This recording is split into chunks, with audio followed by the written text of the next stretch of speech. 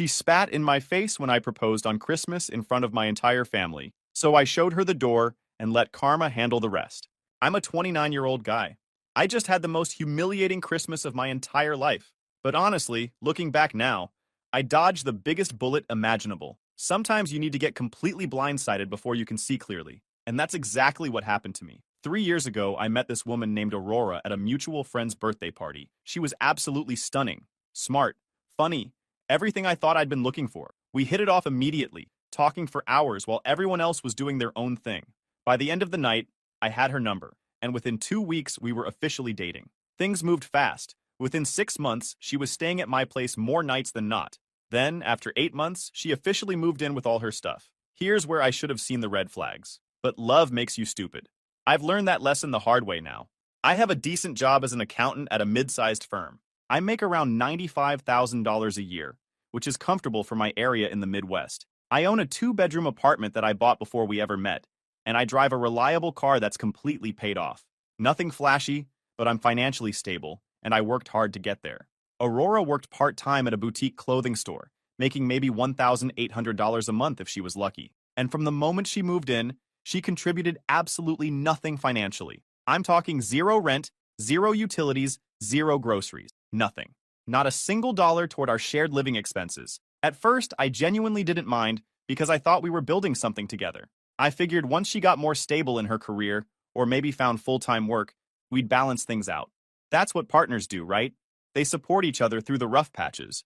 But whenever I gently brought up the idea of her contributing even just a couple $100 a month for groceries or utilities, she'd flip the whole thing around on me. She'd say I was trying to control her, that I was making her feel small and inadequate. She'd accuse me of being obsessed with money and keeping score like some kind of landlord instead of her boyfriend. She'd hit me with the classic line that a real man wouldn't nickel and dime the woman he loved. She had this way of making me feel like I was the bad guy for even suggesting we split anything, like I was being petty and unromantic for expecting basic financial partnership.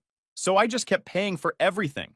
The mortgage, the electric bill, the internet, all the groceries, gas for both our cars. Somehow I even ended up paying for her car insurance because she said she couldn't afford it, and I didn't want her driving without coverage. I was slowly draining my savings account, but I kept telling myself this was temporary, that things would get better once she figured out her career, that we were partners building a life together.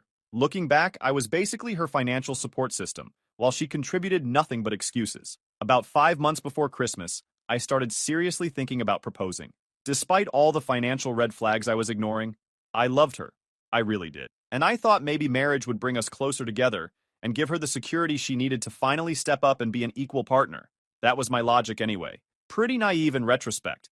I started looking at engagement rings and doing research because I wanted to get her something beautiful, something she'd be proud to show off to her friends and family. I spent weeks comparing prices and styles, learning about the 4 C's, visiting different jewelers on my lunch breaks. I saved up for 2 solid months, skipping lunches at work and bringing sandwiches from home. I canceled my gym membership to save the monthly fee. I stopped going out with my friends on weekends. I was basically living like a broke college student again, so I could afford something special for this woman I loved. I ended up spending $8,200 on a white gold ring with a 1-carat diamond. Not massive or flashy, but definitely respectable, and honestly way more than I could comfortably afford. I put part of it on a credit card because I wanted it to be perfect for her. I decided Christmas would be the perfect time to propose because my whole family would be together. Aurora had always gotten along great with them, or so I thought. She was charming and friendly at family gatherings, always helping my mom in the kitchen and chatting with my aunts. Everyone seemed to like her. My parents were hosting Christmas dinner at their house like they do every year. My older sister and her husband were coming, my younger brother who was home from grad school, my aunt and uncle from 2 towns over. The whole crew would be there. I pictured this beautiful family moment that we'd all remember forever. The night I proposed to the love of my life, surrounded by everyone who mattered. Christmas Eve came and I was a nervous wreck. I had the ring box in my jacket pocket, and I kept checking it every 5 minutes to make sure it was still there. My palms were sweaty. My heart was racing. I'd rehearsed what I wanted to say probably 100 times in the mirror. We drove to my parents' house together, and everything seemed completely normal. Aurora was chatting and laughing, singing along to Christmas songs on the radio. She seemed happy and relaxed, excited about the holiday. I had no idea what was coming. Dinner was amazing. My mom went all out with prime rib, mashed potatoes, roasted vegetables, homemade rolls, The whole traditional spread. Everyone was in such a great mood, laughing and telling stories, and just enjoying being together. It felt like the perfect setup for the most important question of my life. After dessert, when everyone was sitting around the table feeling full and content, sipping coffee and picking at the last of the pie, I figured this was my moment. My hands were trembling as I pushed back my chair and stood up. I could feel my heart absolutely pounding in my chest like it was trying to escape. I reached into my jacket pocket and pulled out the ring box. I got down on one knee right there in front of everyone, and the room went completely silent. You could feel the anticipation in the air. Everyone was smiling, and my mom had her hands over her mouth, with tears already forming in her eyes. My sister was practically bouncing in her seat with excitement. I looked up at Aurora and started telling her how much I loved her, how I wanted to spend the rest of my life with her, how she made me happier than I'd ever been, how I couldn't imagine my future without her in it. I poured my heart out right there on one knee, while my entire family watched.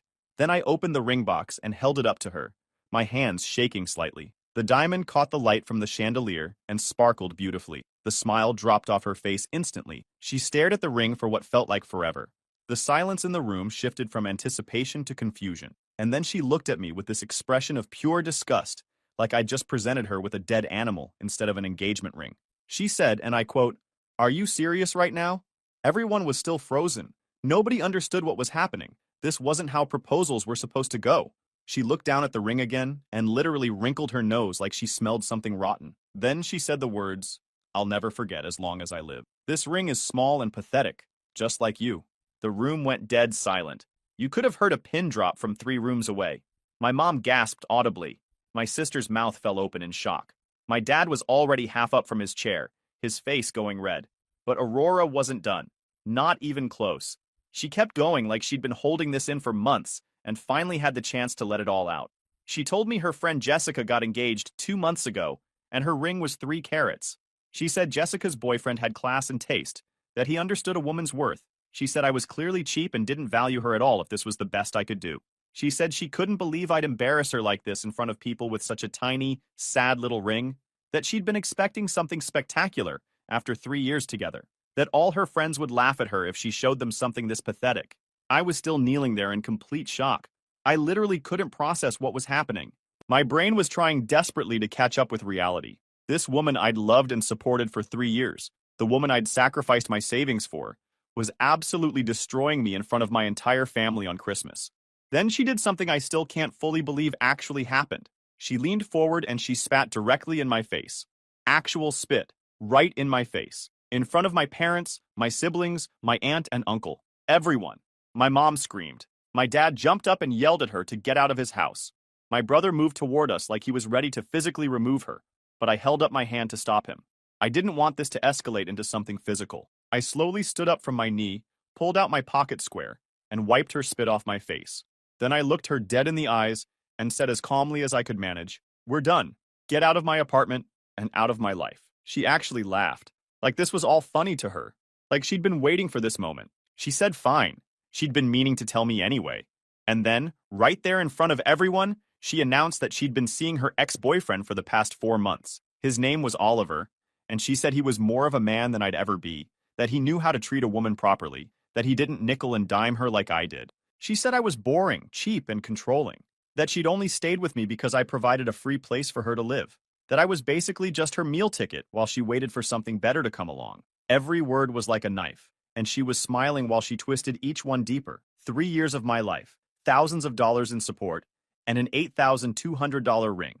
And this was what I got in return. She grabbed her coat and purse, looked at my mom with this sickeningly sweet expression, said, "Thanks for dinner," and walked out the front door like she hadn't just detonated a bomb in the middle of our family Christmas. The second the door closed behind her, my mom rushed over and hugged me tight. My sister was crying. My dad was red-faced and furious, pacing around and muttering about what kind of person does something like that. My brother just stood there shaking his head in disbelief. I just stood there holding this $8,200 ring that suddenly felt like the stupidest purchase I'd ever made in my entire life. I drove home alone that night in complete shock.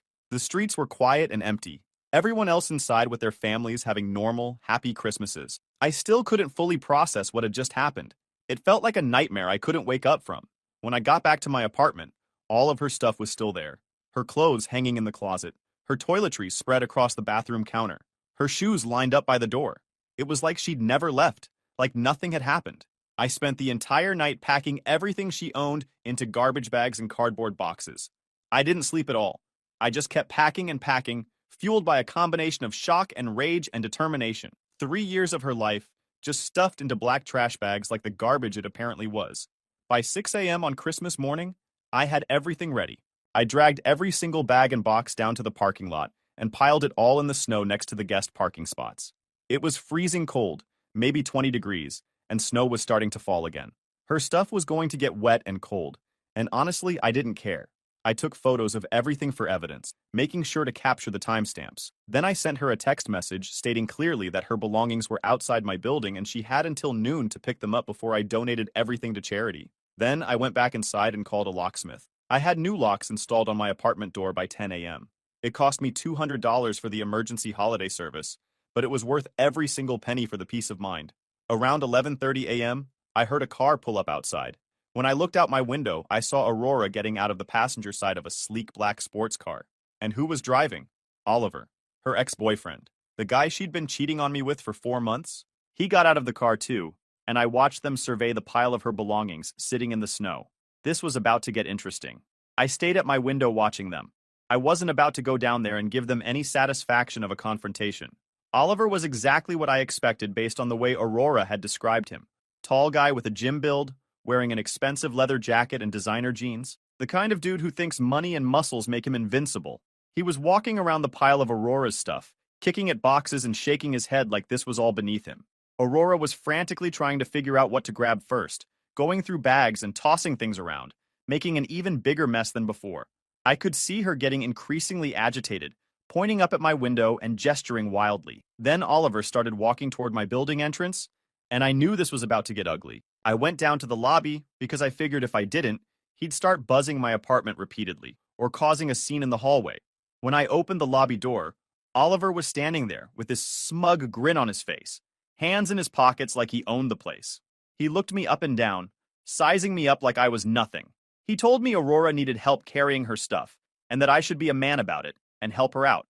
The audacity was almost impressive. I just stared at him and said her stuff was in the parking lot. She could take what she wanted, and they both needed to leave. Simple as that. He didn't like that answer. He took a step closer, getting right in my personal space, close enough that I could smell his cologne. Way too much of it. He said maybe I didn't understand the situation. He said Aurora was with him now, that she'd upgraded, and that I needed to show some respect. I stepped to the side and told him again to just take the stuff and go. I wasn't looking for a fight. I just wanted this to be over. That's when he made his move. He shoved my shoulder hard, trying to push me back and intimidate me. I stumbled but caught myself. And before I could even think about it, my training from high school wrestling kicked in automatically. When he came at me again, I grabbed his wrist and used his momentum against him, stepping to the side and pulling him forward instead of resisting. Here's the thing about parking lots in winter. They're slippery as anything. Oliver's expensive dress shoes had zero traction on the icy pavement, and when I redirected his lunge, his feet went right out from under him. He went down hard, landing right in a snowbank that the plows had piled up next to the building entrance. He landed flat on his back, his fancy leather jacket getting packed with snow and slush. He was yelling and cursing, but he wasn't done yet. He got up, absolutely furious, and charged at me again, swinging wildly like he was in some kind of action move. I ducked under his punch easily, since he was broadcasting it from a mile away. He slipped again on the ice, this time going face first into the snow. Aurora came running over, shrieking at me like I'd attacked him unprovoked, calling me every name in the book and threatening to call the police. I just held up my hands and calmly explained that he came at me first, that I was defending myself, and that they both needed to leave my property now. Oliver got up covered in snow and slush. His expensive jacket was ruined, and his pride was even more damaged. He was red-faced and breathing hard, but I could tell he wasn't going to try anything else. He'd embarrassed himself twice already, and knew he'd lost. They both started loading her stuff into his car, throwing bags and boxes into the trunk and back seat, while Aurora kept yelling at me the whole time. She said I was pathetic, that I'd regret this, that Oliver was 10 times the man I'd ever be. The usual stuff. I just stood there silently, arms crossed, until they loaded up what they could fit and drove off. They left probably a third of her stuff still sitting in the parking lot because it wouldn't all fit in his car. I thought that was the end of it. I figured they'd come back for the rest, or I'd donate it, and that would be that. But I was so incredibly wrong. About 3 hours later, I heard another car pull up. When I looked out my window, it was Aurora again. This time she was alone, and something about her body language immediately seemed off. She got out of her car and just stood there in the parking lot, staring at the remaining pile of her belongings in the snow. Then something in her completely snapped. She started grabbing her stuff and throwing it everywhere like she was possessed. Clothes were flying through the air. Shoes were being hurled at my building. She grabbed a box of kitchen items and just dumped everything all over the parking lot, pots and pans and utensils scattering across the asphalt. She was shrieking incoherently. I couldn't even make out actual words. Just this primal rage sound that didn't even seem human. She picked up what looked like a framed photo of us together and hurled it at my building as hard as she could. It smashed against the brick wall below my window, and glass shattered everywhere across the sidewalk. Other tenants started coming out onto their balconies to see what the commotion was about.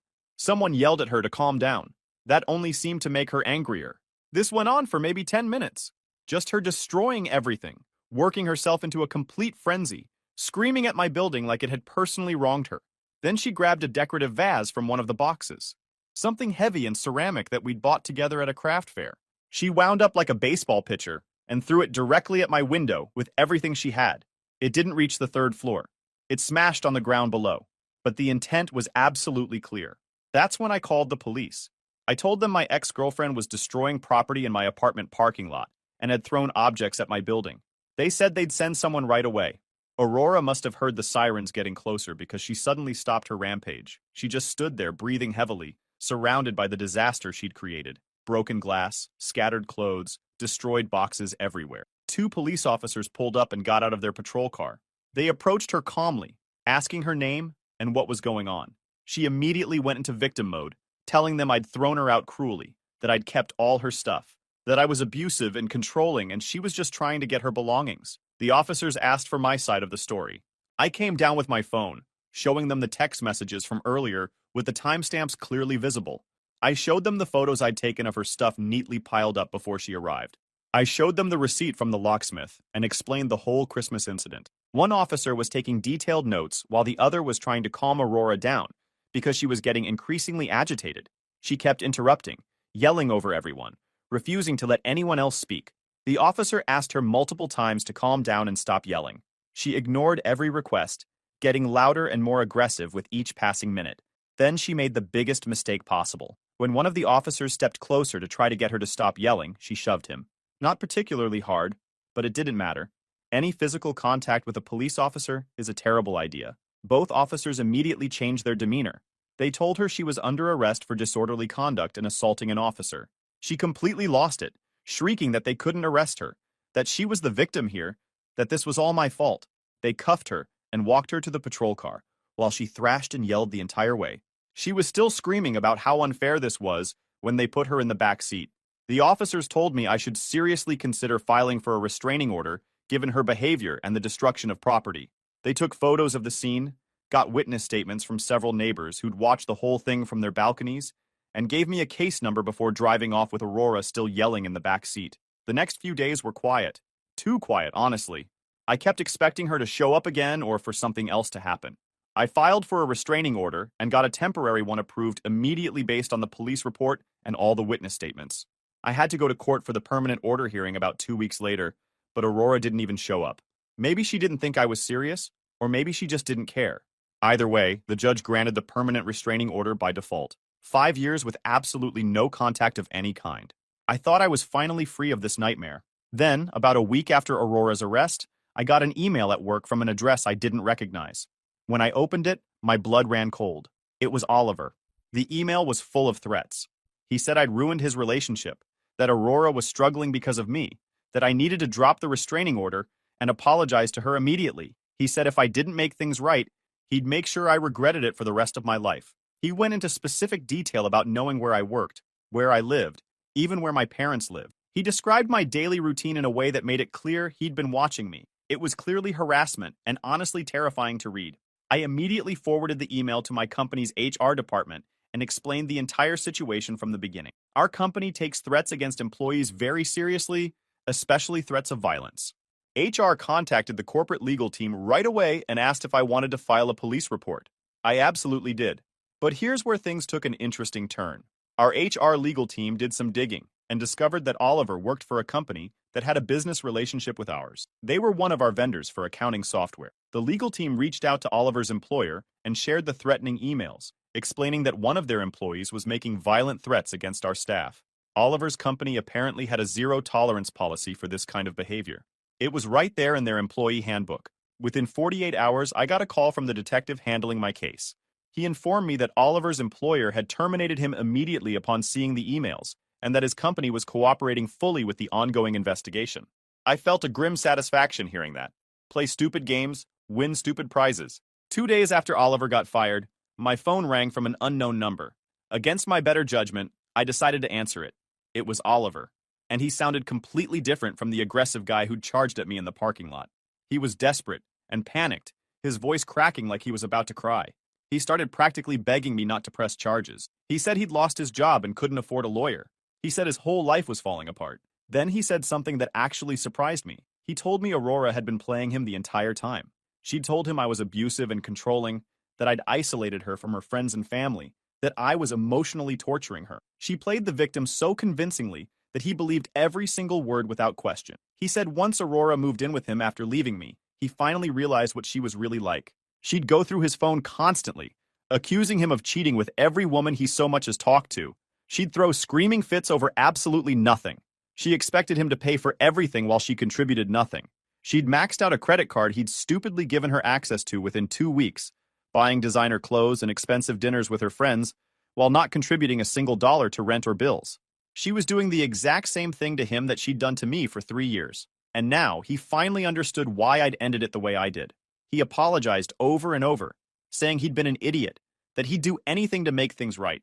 He admitted he should have talked to me before sending those threatening emails, instead of believing everything Aurora told him. I told him I'd think about the charges, but that he needed to stay far away from me and never contact me again. He agreed immediately and hung up. I never heard from Oliver again after that conversation.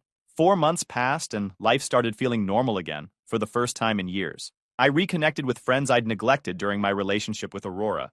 She'd always complained when I wanted to hang out with my buddies, so I'd gradually stopped making plans with them. Now I was actually enjoying my social life again. I started going to the gym regularly, getting back in shape both physically and mentally. I had more money in my bank account because I wasn't supporting someone who contributed nothing. It was amazing how much better life felt when you weren't constantly being drained by someone who only took and never gave. My family was incredibly supportive through everything.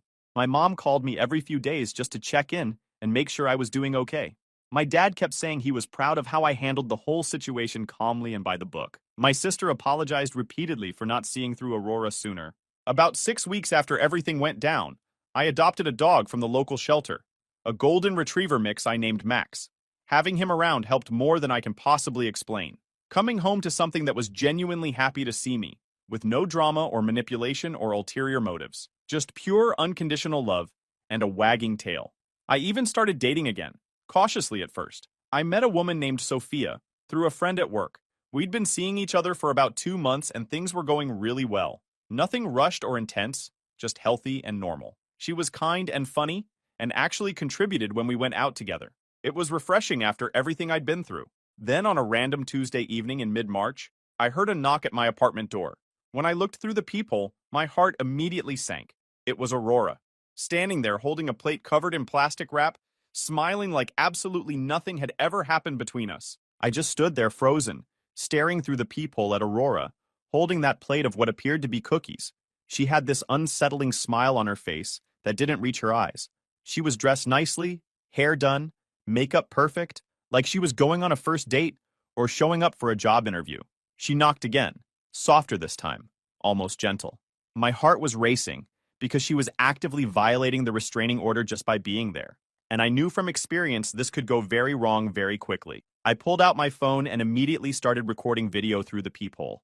I wanted documentation of absolutely everything that was about to happen. Evidence would be important. Max was at my side, and a low growl was rumbling in his chest. Dogs can sense things, and he could definitely tell something was wrong with this situation. She knocked a third time and called out in this sickeningly sweet voice, saying she just wanted to talk.